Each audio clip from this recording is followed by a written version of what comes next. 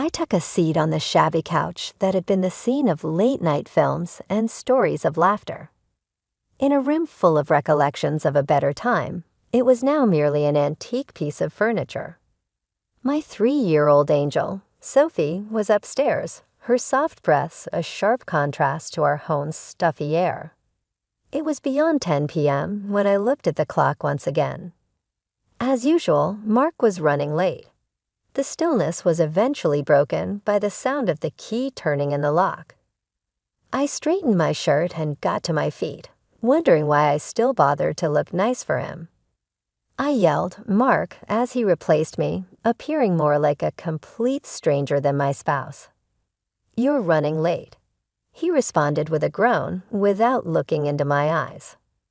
Work is constantly involved." His tone had changed from one of warmth and affection to one of coldness and distance. I made an effort to sound informal. "Today, Sophie inquired about you. When will Daddy come home?" she wanted to know. He hung his coat haphazardly on the hanger after shrugging it off. Kids ask a lot of questions, but we don't always know the answers. A stab of agony went through my heart. Perhaps this weekend, the 3 of us could do something. Sophie would like that. With a sarcastic tone, Mark snorted. "With everything going on, a family outing." "Lily, don't be so naive." My hands shook a little. I didn't fall in love with this man. "Mark, it's crucial. Her father is essential to her." He went to the refrigerator and took out a beer. "A miracle, not my pretend play in the park, is what she needs." I was unable to control my tears. "Mark, she's your daughter. How come you're so icy?" He avoided looking at me as he took a drink of his beer. "Lily, I'm being practical. A sick child in a home that feels more like a hospital are not the things I wanted in life." My voice rising, I followed him into the kitchen. "How about me? Do you believe I take pleasure in seeing our daughter suffer? Do you believe that this is the life I had imagined?" The beer bottle was slammed upon the counter by Mark. "I'm not sure, Lily. I know I can't do this anymore, but I truly don't." Anger shot through me. "You wish to abandon your own child." He took a large swallow of his beer and drank it. "I require room. This is too much for me to handle." "Suffocation?" I repeated, sounding incredulous. "Do you now consider your family to be that?" Mark's shoulders tensed as he turned aside. "It goes beyond that. The frequent hospital stays, the medical expenses, and the way Sophie's disease consumes our lives. It's all of it. This is not what I signed up for." I had run out of things to say. How had this terrible truth become our love?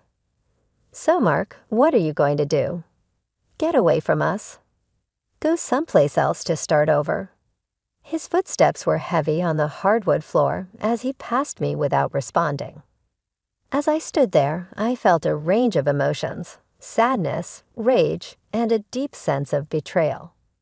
Later, while I laid in bed with the room next to me vacant and chilly, I heard Mark's TV in the other room. The gap between us had become too great to overcome. My child's father, the guy I married, was suddenly a stranger sharing a home. In stark contrast to the cozy atmosphere of our house, the hospital room was professional and harsh. In the little hospital bed, Sophie lay with her tiny chest gradually rising and falling. Holding her little hand, I sat next to her and tried to find strength in her nave sleep. Nurse Janet entered the room wearing a mask of professional benevolence. "Lily, how is our courageous girl doing today?" I forced a tired grin. She has always been a fighter. Janet moved gently and efficiently as she examined Sophie's vitals. Here, she's in capable hands. Among the greatest is the surgical team. With unsaid concerns tightening my throat, I nodded. "I understand. I just wish Mark could spend more time here." She continues requesting him. Janet looked at me pityingly. Fathers frequently struggle to handle these circumstances, but you're doing a fantastic job. Feeling the weight of loneliness, I let out a sigh. You know, it's difficult to do things by yourself. Simply said, he has changed. Mark arrived, less reassuring than I had anticipated, as if on cue. His face was inscrutable as he looked at Sophie and then at me. How is she doing? The same, I answered, attempting to maintain a steady tone. He avoided making eye contact as he tinkled with his phone. Work is crazy, so I can't stay long. Anger flashed through me. Work? Yes, as that's what matters at the moment. Mark's eyes were icy as he gazed up. Lily, what do you want from me? To watch her sleep while sitting here? I suppressed a scathing reply, turning my attention to Sophie. Mark, she asked for you today. She longs for her father. He shrugged, his distance acting as a physical wall. I am present, am I not? Sophie awakened before I could reply, her small voice clear yet feeble. Papa. As he approached her, Mark's expression briefly softened. Hi, Princess. Daddy is present. With a little smile, Sophie reached for him. Daddy, stay with me. I watched with a mixture of sadness and optimism. After hesitating, Mark took a seat on the bed's edge. Sophie, I can't stay long. Daddy must go to work. Her smile faded, a look of understanding far beyond her years in her eyes. It's okay, Daddy. I love you. Mark forced a smile, patting her hand. I love you too, kiddo. As he stood to leave, I felt a surge of resentment. She needs you, Mark. We need you. He paused, his back to us. I'm doing what I can, Lily, but his words rang hollow in the sterile room. I watched him leave, a familiar sense of abandonment settling over me. Sophie's hand gripped mine, her small presence a reminder of the fight ahead of us. The room fell silent again, save for the beeping of the monitors. I leaned closer to Sophie, whispering promises of better days, promises I wasn't sure I could keep. But in that moment, all I had was hope and the unwavering love for my daughter. The silence in the room was broken by a call from my friend Lisa, who worked as a realtor for a local company. I sat in the dimly lit hospital cafeteria, clutching a lukewarm cup of coffee. My mind was a whirlwind of betrayal and shock after Lisa's call. Mark was selling our house, our home. Anger and disbelief swirled within me, fueling a determination I hadn't felt in months. Lisa slid into the seat across from me, her expression a mix of concern and anger. I can't believe he's doing this. Lily, selling your house while you're here with Sophie. I took a deep breath, trying to steady my shaking hands. I need you to delay the sale, Lisa. Buy me some time. Lisa nodded, her eyes hard. I'll do what I can, but we don't have much time. He's pushing for a quick sale. I leaned forward, my voice low and firm. I won't let him get away with this. He thinks he can just steal my house and run off with whoever she is. Lisa reached out her hand, gripping mine. Do you have a plan? A plan. The word echoed in my mind. I had been reactive for too long, letting life and Mark's indifference dictate my days. But not anymore. I'm going to fight back. I'll start by talking to a lawyer. There has to be a way to stop this. Lisa's expression shifted to one of support. Good. You fight this, Lily, and I'm here every step of the way. I nodded, feeling a spark of resolve. And I'll need to gather evidence, proof of his betrayal, the fraud, anything that can help my case. Let's start with the house sale, Lisa suggested. I'll dig up everything I can on the buyer, the deal, anything out of the ordinary. I sipped my coffee, its bitterness mirroring my mood. I can't believe he's doing this to me, to Sophie, after everything we've been through. Lisa's hand tightened around mine. He's a coward, Lily, and he's going to regret underestimating you. I stood up, my resolve strengthening. He's going to pay for this, Lisa. He's going to pay for hurting my daughter, for trying to take away our home. I'll make sure of it. Lisa stood with me, her eyes fierce. Let's do this, Lily. Let's show him he picked the wrong woman to mess with. Hidden from view, I stood just outside the realtor's office. My heart raced through the slightly ajar door. I could hear the voices inside. Mark was there, his tone smooth and confident as he spoke to the potential buyers. And she was there too. His mistress, her laughter tinkling like a bell, completely oblivious to the storm she was a part of. I watched as Mark handed over a stack of papers to the buyers. His charm was on full display, the same charm that had once swept me off my feet. This is a fantastic opportunity, he was saying. A beautiful house, great location. You're getting a steal. The buyers, a middle-aged couple, nodded, their expressions a mix of eagerness and caution. The wife leafed through the documents, her husband leaning over to look. It all seems in order, she murmured. Mark's mistress, a young woman with bright red lipstick, laughed and leaned closer to Mark. Told you it would be easy, she whispered, loud enough for me to hear. I felt a surge of anger, but I forced myself to stay put to observe. This was about gathering evidence, understanding the depth of Mark's deceit. The husband looked up, a question in his eyes. And the current owner, she's agreed to all this. Mark's response was swift, a lie so smooth it sounded like truth. Absolutely. She's moved on, wants to sell the place quickly. I clenched my fists, my nails digging into my palms. How could he lie so blatantly? The audacity of it made my blood boil. Lisa, who was playing her part in my game, intervened. We can proceed with the sale as soon as you're ready. The couple exchanged a look, then nodded. We're ready. This is a deal we don't want to miss. I watched as they began to sign the papers, the finality of each stroke like a dagger in my heart. But I needed to stay focused. This was not the time for emotions. It was the time for action. Mark's laughter brought me back to the moment. He was toasting with the buyers, his mistress clinging to his arm. To new beginnings, he said, raising his glass. I stepped into the room, my gaze fixed on Mark. Enjoying yourself, Mark?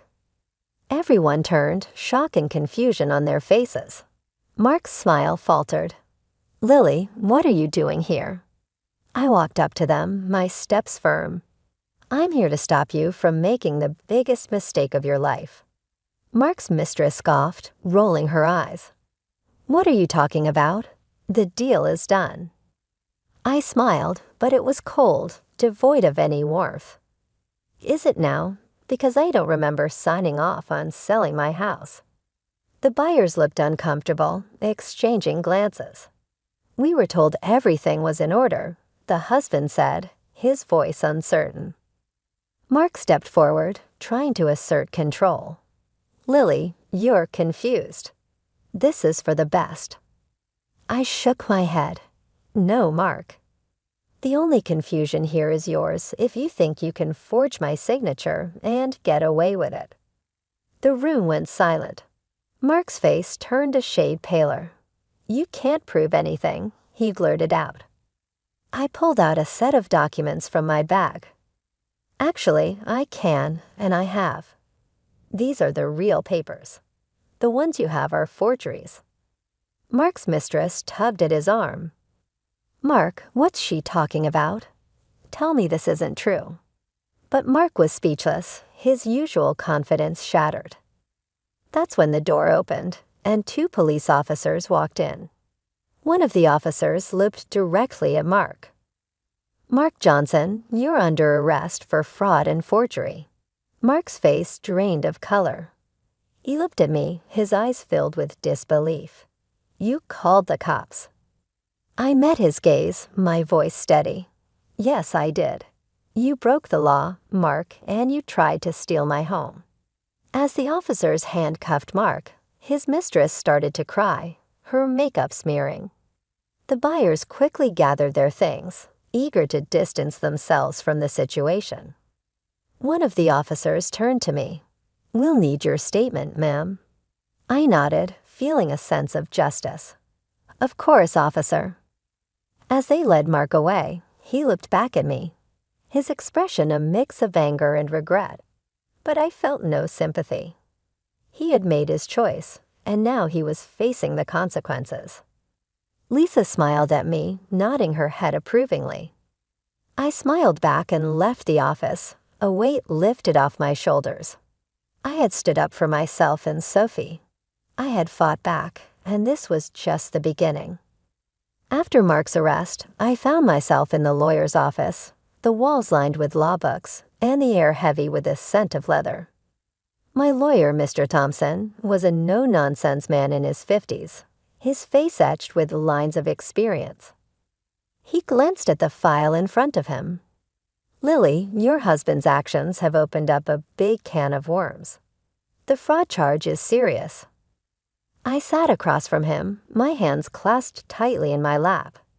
"I know, Mr. Thompson, but I couldn't let him get away with it. Not after everything." Mr. Thompson nodded, understanding in his eyes. "I respect that.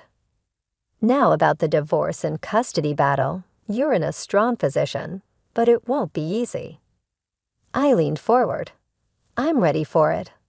I have to do this for Sophie. She deserves a stable home." The lawyer shuffled some papers. "What about alimony and child support? Given Mark's incarceration, it's going to be complicated." I sighed, a mix of determination and sadness in my voice. "I want what's fair for Sophie. She's my priority." As for Mark, he made his choices. Mr. Thompson looked at me, his expression serious. "You're a strong woman, Lily. We'll fight for what's right for you and your daughter." As I left the office, my phone rang. It was Mark. I hesitated but answered. "What do you want, Mark?" His voice came through, laced with desperation. "Lily, please. I messed up. I know that, but don't take Sophie away from me." I stopped in my tracks. "You thought about Sophie when you tried to sell our house.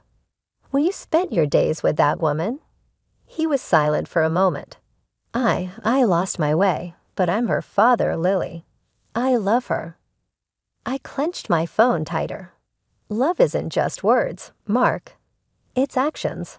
You've failed us both." Mark's voice cracked. "I'll do anything to make it right. Please, Lily." I shook my head, even though he couldn't see me. "It's too late for that. You'll see Sophie, but only under supervised visits. That's non-negotiable." There was a pause, then a soft, defeated sigh. "Okay, I understand." The days were a whirlwind. I spent most of my time with Sophie, ensuring she felt loved and secure amidst the chaos. Her laughter was a balm to my wounded heart. One afternoon, while Sophie napped, I received a call from my sister, Laura. "Hey, Lily, how are you holding up?" Laura's voice was always a mix of concern and strength. I sighed, staring out the window. I'm mad at Laura. It's tough, but I'm getting through it. Laura was silent for a moment. I heard about Mark. "I'm so sorry, Lily, but I'm proud of you for standing up to him." I smiled faintly. "Thanks, Laura. It's hard, but I have to be strong for Sophie. She needs me now more than ever." Laura's voice softened. "And what about you? Who's being strong for Lily?" Her question caught me off guard. I had been so focused on Sophie and the legal battle that I hadn't given much thought to myself. I don't know, Laura. I guess I haven't had time to think about that." Laura was firm. "You need to take care of yourself too, Lily. You can't pour from an empty cup." I knew she was right. "I'll try, Laura. It's just, everything feels overwhelming right now." "You're not alone, Lily. Remember that. I'm here for you, always." The next day, I visited a therapist, Dr. Martin. His office was a small, cozy room with soft lighting and a comfortable couch. He greeted me with a warm smile. "Lily, it's good to meet you. How can I help you today?" I took a deep breath, unloading my worries and fears. "I just feel so lost, Dr. Martin. Everything I knew, everything I trusted, it's all been turned upside down." Dr. Martin nodded, his voice gentle. "It's understandable to feel that way after what you've been through, but it's important to remember that this is a chapter in your life, not the whole story." His words resonated with me. Over the next few weeks, I started to take small steps towards reclaiming my life. I joined a support group for single parents. The first meeting was daunting, but as I listened to others share their stories, I realized I wasn't alone. "Welcome," Lily said, the group leader, a kind woman named Beth. "We're here to support each other, to share our struggles and our victories." I shared my story, my voice steady but filled with emotion. The group listened, their faces a tapestry of empathy and understanding. After the meeting, a woman named Sarah approached me. "Your story is inspiring, Lily. You're stronger than you realize." Her words lifted my spirits. Maybe I was stronger than I thought. Maybe, just maybe, I could turn this painful chapter into a story of resilience and hope. With the early morning light streaming through the curtains, I sat in my living room and thought back on the turbulent path that had brought me to this peaceful moment. My newly acquired freedom was demonstrated by the divorce papers that were now signed and finalized and resting on the coffee table. The court case had been drawn out and difficult. I was determined to provide Sophie and myself a solid future, so I had sued Mark for a significant amount of his property. We had benefited from the court's ruling. Mark had lost a lot of the things he had formerly valued, and he was currently serving a genuine term for his fraudulent crimes.